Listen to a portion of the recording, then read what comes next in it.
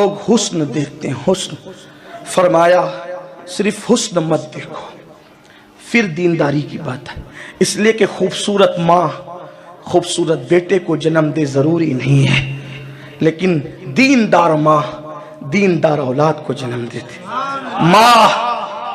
ماں رابعہ ثانی زلیخا ہو تو پھر بیٹا نظام الدین محبوب الہی ہوتا ہے، ماں ام الورا ہو تو بیٹا معین الدین اجمیری ہو۔ تو حسن صرف مت دیکھو، سفید چمڑی مت دیکھو۔ یاد رکھنا اگر سفید چمڑی کا نام حسن ہے تو پھر تو UK کے سارے انگریز خوبصورت ہیں، امریکہ کے سارے گورے خوبصورت، لیکن نہیں، اصل خوبصورتی کردار کی خوبصورتی۔ ابھی میں نے شجرہ نسب پڑھا غوث پاک کا، حالانکہ کچھ لوگوں نے 12 واسطے بیان کیے، کچھ لوگوں نے 11 واسطے بیان کیے، کچھ لوگوں نے 13 واسطے بیان کیے، لیکن میں نے سب سے کم واسطے والا شجرہ بیان کیا۔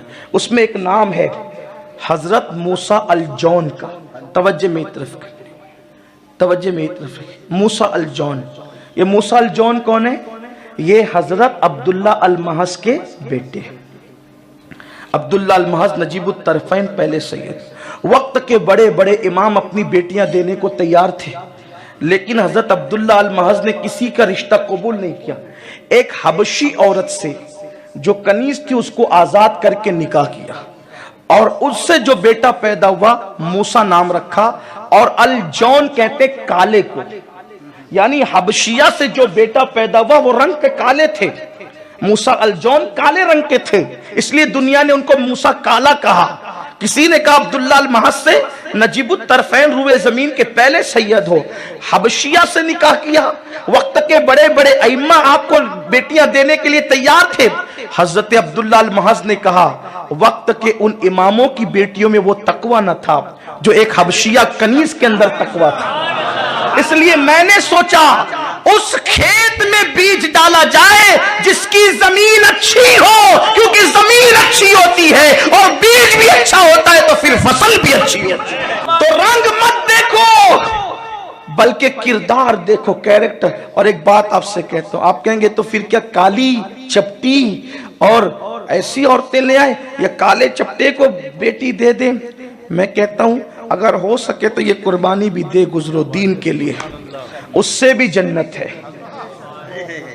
ایک بہت بڑے نحوی تھے، نحوی، علم نحو میں ان کا اپنا مقام تھا، ان کے دور میں ان سے بڑا علم نحو کا جاننے والا کوئی نہیں تھا، لیکن وہ تھے رنگ کے پکے۔ سمجھانے کے لیے کہہ رہا ہوں، نحوی کی توہین نہیں کر رہا ہوں، ایک دم کالے تھے، کالے، جس کو کہتے ہیں نا گھٹ کالا آدمی، لیکن قسمت سے ان کو خوبصورت بیوی مل گئی تھی۔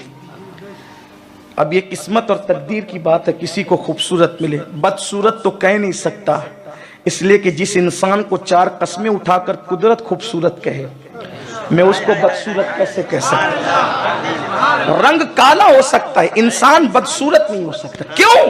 اس لیے کہ یار جس شکل میں آیا وہ شکل بدصورت کیسے ہو سکتا؟ حضرت بیدم شوارسی کہتے ہیں اب آدمی کچھ اور ہماری نظر میں ہے، اب آدمی کچھ اور ہماری نظر میں ہے، جب سے سنا ہے یار لباس بشر میں ہے۔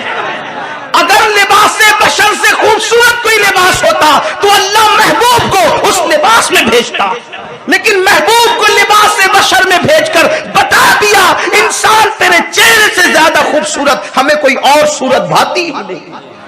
تو انسان کو بدصورت کس منہ سے کہیں؟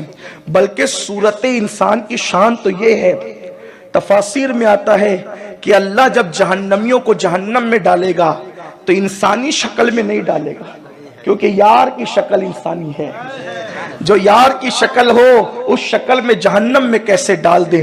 تو پہلے لوگوں کو بچھو کی شکل دی جائے گی یا کوئی اور شکل، یعنی انسانی شکل لی جائے گی اور اس کے بعد دوسری شکل دے کر اسے جہنم میں جلایا جائے گا۔ یہ شکل انسانی کی شان، اسی لیے کہا گیا اگر غصے میں آ کر کسی کو مارنا بھی پڑے تو انسانوں کے چہرے پہ نہ مارا کرو، کیونکہ انسان کے چہرے قدرت کی تخلیق کا شاہکار ہے، بہت اہمیت ہے انسان کے چہرے کی۔ ये इंसान के चेहरे पे मारने के लिए इजाजत नहीं दी गई। कितने पीठ पे मारो, अगर मार, बहुत पहली बात तो मारो ही मत। इस्लाम मारपीट का मजहब ही नहीं है। इस्लाम तो कहता है कि कांटों के मुकाबले में कभी कांटे मत बिछाना, वरना जमीन कांटों से भर जाएगी। कांटे बिछाकर सुकून नहीं मिलता, कांटे उठाकर सुकून मिलता है। लोग कहते हैं सुकून नहीं है, सुकून वाले काम तो करो।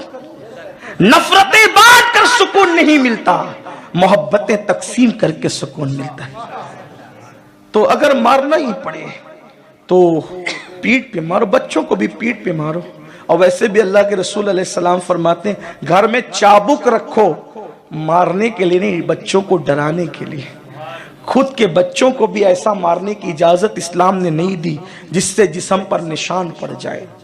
तो अर्ज कर रहा था कि वो नहवी थे, बहुत बड़े इल्म नहव के जानने वाले थे, आलिम थे, लेकिन किस्मत से खूबसूरत बीवी मिल गई थी। और आमतौर पे ऐसा ही होता है, कोई एक थोड़ा कम होना तो अहमियत ज़्यादा होती है। इसलिए कि अगर सभी गुल बन जाएं तो फिर गुलों की अहमियत कहाँ रहे। इसीलिए कुदरत जब गुलिस्तां में गुल पैदा करती है तो साथ साथ कांटे भी पैदा करती है, ताकि कांटे चुभेंगे तो फूलों की निकहतों की अहमियत लोगों को पता चलेगी। तो सभी खूबसूरत हो जाएं तो हुस्न वाल। एक मर्तबा हारून रशीद की दो कनीज़ें थी, दोनों में मुनाजरा हो गया, तुम खूबसूरत कि हम खूबसूरत। काली ने कहा मैं, गोरी ने कहा मैं, फिर उसने कहा मैं, उसने कहा मैं अल्लाह को तो पसंद ही नहीं है। लेकिन गोरी से फिर काली ने कहा ए गोरी, तू अपने आप की फजीलत मुझ पे साबित करती है। अगर तेरा थोड़ा सा गोरा रंग मेरे चेहरे पे आ जाए तो लोग कहेंगे इसको बरस हो गया और ऐब हो जाएगा, लेकिन मेरा थोड़ा सा काला रंग तेरे गाल पे आ जाए तो लोग कहेंगे तिल कितना खूबसूरत है, तिल कितना खूबसूरत है। तो रंग की अहमियत नहीं है, असल रंग तो सिबगतल्लाह है। सिबगतल्लाह वमन अहसन मिनल्लाह सिबगा। अल्लाह के रंग में रंग जाओ, अल्लाह के रंग से बेहतर कोई रंग है ही नहीं। तो कहा तेरा रंग मुझ में आ जाए तो लोग कहेंगे कि बरस वाली हो गई, मेरा रंग तुझ में जाए तो कहेंगे कि तिल कितना खूबसूरत। और फिर तिल आ जाता है यार के चेहरे पर तो कभी समरकंद जैसा शहर बसता है, कभी बुखारा जैसा शहर। तिल की तो यादगार है। तो बहरहाल उस नहवी ने बीवी को जब देखा तो कहा कि तुम भी जन्नती हो और हम भी जन्नती हैं। बीवियां माहौल अच्छा होता है तो सब बर्दाश्त कर जाती है, माहौल अच्छा ना हो तो फिर खतीब की तकरीर भी उसको बाहर लगने लगे। आप खतीब हैं, आप बाहर हैं, आप वली हैं, बाहर हैं, आप पीर साहब हैं, बाहर हैं, इमाम साहब, हमारे लिए तो सिर्फ शौहर हैं। इसीलिए जल्दी से किसी की बीवी किसी से अकीदत नहीं रखती। बीवी शौहर से मोहब्बत करती है, अकीदत नहीं करती, इसलिए कि उसके सामने शौहर की पूरी जिंदगी होती है। उसका गुस्सा भी होता है, उसके चाल चलन भी होते हैं। फजर की नमाज में सर्दी में कभी कभी सो जाना भी होता है, कभी गाली गलौज भी होती है। कमजोरी जितनी बीवी जानती उतना कोई नहीं जानता। इसलिए बीवियां मोहब्बत करती, शौहर है, अकीदत नहीं करती। मगर यह भी हकीकत है, मेरे नबी पर सबसे पहले जिसने ईमान लाया वो बाहर वाली नहीं थी बल्कि मेरे नबी की घर वाली थी। आखिर क्या किरदार रहा होगा कि औरतें मोहब्बत तो करती है, अकीदत नहीं करती। मेरे नबी की बीवियां उनसे मोहब्बत भी करती थी और अकीदत भी करती। तेरी सीरत तेरी सूरत जमाने से निराली है, तेरी हर हर अदा प्यारे दलीले बेमिसाली। औरतों से मोहब्बत सब वसूल करते हैं, औरतों से अकीदत कोई वसूल कर पाता है जिसके किरदार बहुत आला होते हैं। जल्दी से औरतें किसी से अकीदत नहीं, और शौहर से तो कभी नहीं, कभी नहीं, क्योंकि वो शौहर को देखती है, मोहब्बत बेपनाह होगी, जान दे दे शौहर के लिए, अकीदत नहीं करेगी। अगर मसला भी पूछना हो तो फिर वो कहेगी कि जरा दूसरे मौलाना से पूछेंगे। आप ही पूछ दें लेकिन दूसरे मौलाना से, इसलिए कि आपको जानती है, सबकी बात नहीं करता। माजी करीब में एक ऐसा बरगजीदा बंदा भी गुजरा है जिसकी बीवी ने उसके हाथ पर बैत की है, उसी जात को दुनिया मुफ्ती आजम कहती है।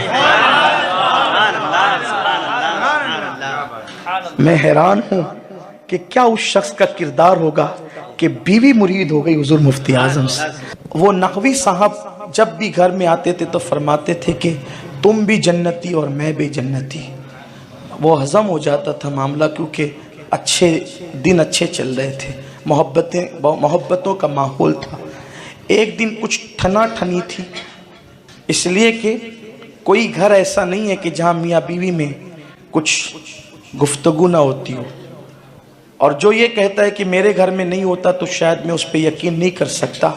اس لیے کہ حدیث پاک میں آیا ام المومنین فرماتی ہیں کہ ہم خود حضور سے لڑ کر کے بیٹھ جاتی تھی ناراض ہو کر، لیکن رحمت للعالمین کا کردار تھا کہ وہ منانے کے لیے خود تشریف لایا کرتے.